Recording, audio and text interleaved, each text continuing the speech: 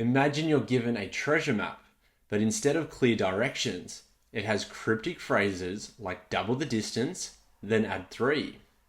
Can you decode these clues using algebra? Welcome back to the pyramids of algebra. Each pyramid unveils a new math skill. Previously, we mastered the introduction to algebra lesson, and next, we'll uncover the art of translating words to algebra. In this video, I'll reveal 2 powerful keys that have unlocked my students' understanding on this lesson. Keep watching as we uncover these secrets and explain how they can be useful to you as well. Starting with the first key. Now, this video's math skill is similar to when you translate between languages around the world. Did you know there were 7,139 different languages spoken around the world, where a particular word can be said and written in many different ways and still represent the same word? For example, let's say you want to translate the words good morning to another language such as Spanish or Japanese, Italian, or even German.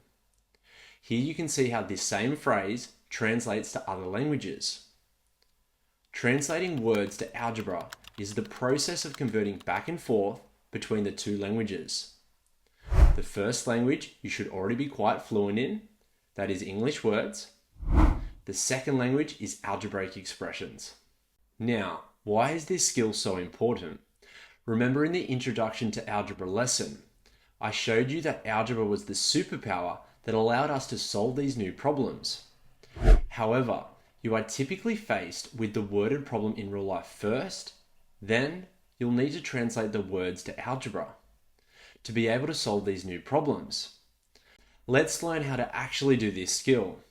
Take the following English worded expression, 3 times an unknown number, then subtract 20. What do we use in algebra to describe an unknown number?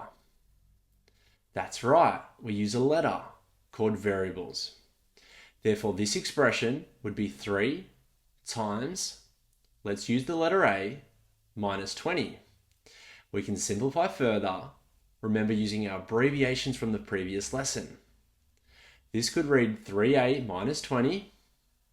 Please note that both the English expression and the algebraic expression mean the same thing. Here you'll see another reason why we need to learn this skill. Can you see how much quicker it is to write the algebraic expression rather than the worded sentence? However, we have one more critical issue that we still need to address before we attempt exam questions.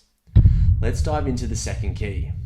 Here are the 4 operations in maths: addition, subtraction, multiplication, and division. Did you know that we use many different words to say the same thing? So this is the issue right here. Do you know all the different words used to say the 4 operations? Let's play a game that helps you go through all the potential words that you may encounter in your problems. This is a matching game. To win, you need to match every word or phrase to the correct operation.